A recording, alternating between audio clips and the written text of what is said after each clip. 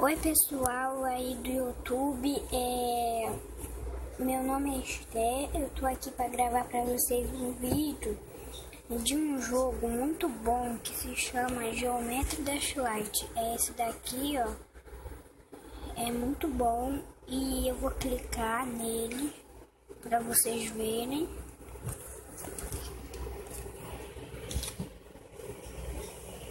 O nome é esse.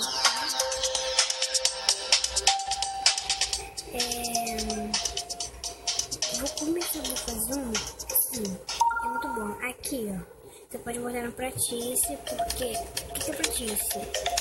Você morre, você começa da mesma parte onde você parou.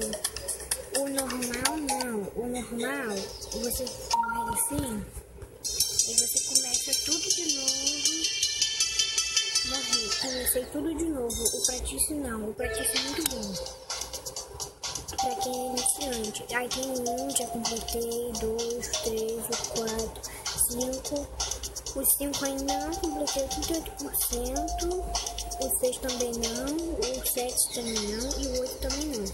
E aqui depois do 8 tem o 9. Só que o 9 tem que ir lá na Play Store, que eu vou ensinar vocês.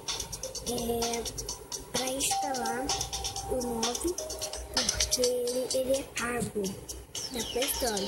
Aqui você pode mudar seu quadradinho, botar o quadradinho que você quiser.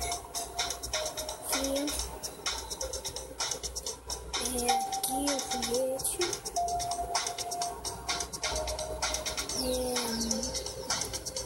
Aqui é a versão que eu vou mostrar com a 9. Tá bom? Aqui, ó.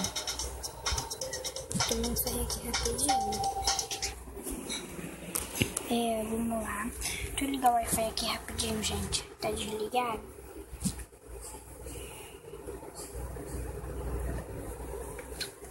Mas é muito bom, gente, esse jogo.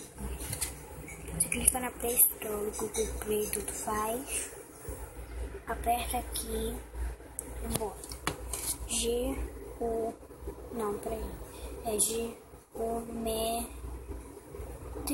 Dash Light. Vai aparecer aqui assim. Aí tem aqui, desinstalar e abrir. Vai estar escrito para vocês instalar. Vocês instalem, tá bom? Aí vamos aqui, ó. Deixa eu fazer aqui, ó. Aí tem esse que é o de instalar. Esse daqui é com a versão 9, só que tem que pagar. São R$4,82 para quem quiser. Tá bom?